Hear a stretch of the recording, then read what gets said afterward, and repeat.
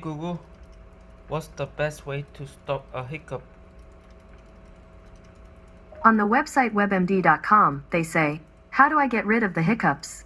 1. Hold your breath and swallow 3 times. 2.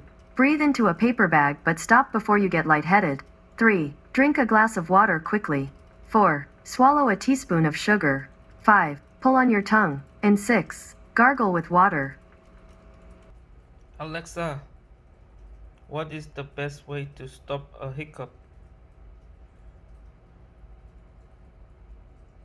According to Mayo Clinic, most hiccups go away without treatment. If another condition is causing your hiccups, treating that condition may get rid of the hiccups.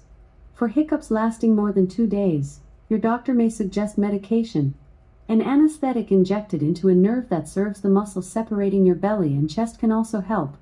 Another option is a battery-operated device that's surgically implanted to deliver mild electrical stimulation to another nerve. This procedure is most commonly used to treat epilepsy but may help control persistent hiccups.